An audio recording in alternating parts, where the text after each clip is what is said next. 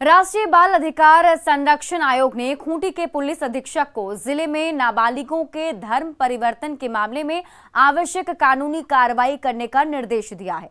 एनसीपीआर के अध्यक्ष प्रियांक कानूनगो ने एक रिपोर्ट के आधार पर मामले में स्वतः संज्ञान लेते हुए निर्देश जारी किया है। आयोग ने जिस रिपोर्ट के आधार पर स्वतः संज्ञान लिया है उसमें बताया गया कि खूंटी के 12 नाबालिग बच्चों को राज्य में चल रहे तोरपा अरसी चर्च द्वारा अवैध रूप से ईसाई धर्म में परिवर्तित कर दिया गया है। इस तरह का अवैध धर्मांतरण पिछले कुछ समय से किया जा रहा है, लेकिन आज तक स्थानीय प्रशासन की ओर से इस पर कोई कार्रवाई नहीं की गई। आयोग ने कहा कि आरोपों के आधार पर देखा जाए तो प्रथम दृष्टया ये किशोर न्याय अधिनियम 2015 के प्रावधानों का उल्लंघन है। आयोग ने एसपी से 3 दिन के अंदर कार्रवाई करते हुए रिपोर्ट आयोग को सौंपने का आदेश दिया है।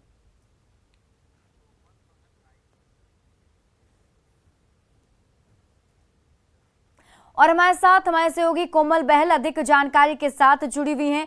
कोमल, जिस तरीके से देखिए अब आयोग की तरफ से एक रिपोर्ट मांगा गया है तो जाहिर सी बात है कि अब उसकी तैयारी भी वहां हो रही होगी। फिलहाल क्या कुछ वहां पर आप देख पा रही हैं और इस पूरे मामले पर क्या अभी अपडेट?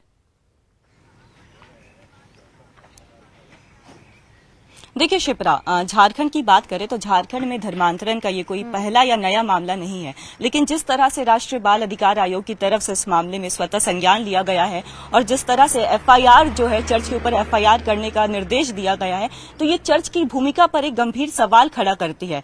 अक्सर हम लोगों की जुबानी सुनते हैं कि चर्च जो है वो इस तरह की गतिविधियों में शामिल होती है, लेकिन जिस तरह से अब राष्ट्रीय बाल अधिकार आयोग ने भी इस मामले में स्वतः संज्ञान ले लिया है, तो कहीं ना कहीं जो गतिविधि में शामिल होने की बात हमेशा से चलती आई है चर्च द्वारा, तो ये इस बात की तस्दीक भी कर रही है। मामला जो है खूंटी जिले का है, जहां पे 12 बच्चों का धर्मांतरण किया गया है। तो चेयरपर्सन प्रियांक कानूनगो ने, राष्ट्रीय बाल अधिकार आयोग के जो चेयरपर्सन है, उन्होंने खूंटी जिले के एसपी को भी तलब किया है और साथ ही साथ उन्होंने 3 दिन के अंदर रिपोर्ट मांगने की बात कही है। और एक और बात जो सबसे ज्यादा ध्यान देने वाली बात है शिप्रा, वो यही है कि जब से राज्य का गठन हुआ है तब से लेकर के आज तक झारखंड में खुले तौर पर धर्मांतरण का खेल जारी है, चाहे वो किसी की भी सरकार हो, खेल जो है धर्मांतरण का जारी है। तो ऐसे में अब राष्ट्रीय बाल अधिकार आयोग की तरफ से मामले में स्वतः संज्ञान लेना बहुत गंभीर सवाल तो खड़ा कर रही है। हालांकि अब देखना यह होगा कि जब पुलिस की जांच शुरू होती है तो ये जांच कहां तक बढ़ती है और इस जांच की जद में कौन कौन आते हैं। जी शिप्रा।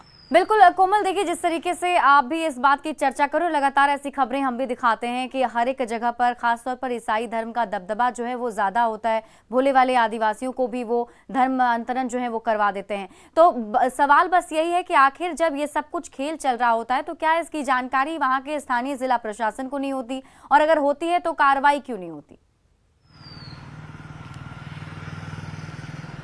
देखिए शिप्रा, जैसा कि मैंने आपको अभी बताया ही कि जब से झारखंड राज्य का गठन हुआ है तब से ही खुलेआम जो है पूरे राज्य में धर्मांतरण का खेल जारी। अगर आप राजधानी रांची की बात करें, खूंटी तो खैर फिर भी थोड़ा गांव कस्बे की बात हो गई, राजधानी की रांची की भी बात करें तो यहाँ पे भी अगर आप निकलते हैं तो आपको हर दूसरा घर जो है वो क्रिश्चियन, कहीं ना कहीं ये दिखता है कि उन्होंने क्रिश्चियनिटी को अपना लिया है। उनके घर के बाहर जो है वो बौद्ध। हमारे साथ राष्ट्रीय बाल संरक्षण आयोग के अध्यक्ष प्रियांक कानूनगो जुड़े हुए हैं, उनसे ही सीधे इस मामले पर अधिक जानकारी ले लेते हैं। सर, बहुत बहुत स्वागत है आपका। देखिए जिस तरीके से ये मामला सामने आया है बहुत ही गंभीर मामला है और हम भी लगातार ऐसी खबरों को लगातार न्यूज चैनल के जरिए दिखा रहे हैं कि किस तरीके से झारखंड में खासतौर पर ईसाई धर्म जो है वो हावी होता जा रहा है। लेकिन आप लोगों के पास क्या जानकारी मिली और किस तरीके से आप लोग इसको आगे ले जाने वाले हैं? देखिए, हमको एक शिकायत प्राप्त हुई है झारखंड के खूंटी से कि वहाँ एक गांव में 12 बच्चों को बैप्टिज्म करके कन्वर्ट कर दिया गया। और झारखंड में 2017 से फ्रीडम ऑफ रिलीजियन एक्ट है, जुवेनाइल जस्टिस एक्ट सारे देश में लागू है। बच्चों का इस तरीके से कन्वर्जन करना संविधान के अनुच्छेद 25 का भी उल्लंघन है।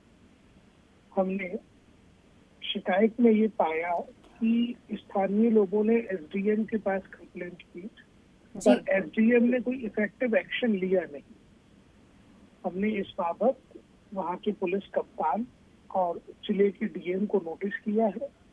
हमने उनसे बोला है कि हमको जांच करके दोषियों के विरुद्ध एफआईआर करके 3 दिन में एक फैक्चुअल रिपोर्ट सबमिट करें। बिल्कुल, लेकिन जिस तरीके से मामला सामने आया उसके बाद से ना तो राज्य सरकार ने और ना ही प्रशासन की तरफ से भी इस पर संज्ञान लिया गया। डेफिनेटली जब जिम्मेदार अधिकारी अपना काम नहीं करेंगे तब आयोग को हस्तक्षेप करना पड़ता है।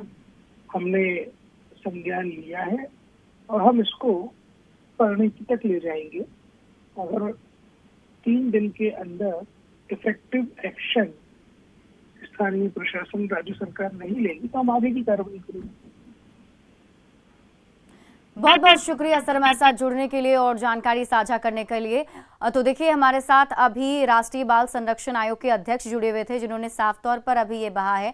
हमारे साथ कोमल जो है वो हमारी सहयोगी बनी हुई हैं। कोमल, देखिए हमने उनसे भी यही सवाल पूछा कि आखिर जिस तरीके से यहाँ पर ये सामने मामला आया उसके बाद जिला प्रशासन की तरफ से भी इस पर संज्ञान नहीं लिया गया, तो कहीं ना कहीं उनकी तरफ से यही कहा गया है कि उन्होंने स्वतः संज्ञान लिया है और अब जो है 3 दिन का ही बस उन्हें समय दिया गया है, जल्द से जल्द रिपोर्ट देनी होगी।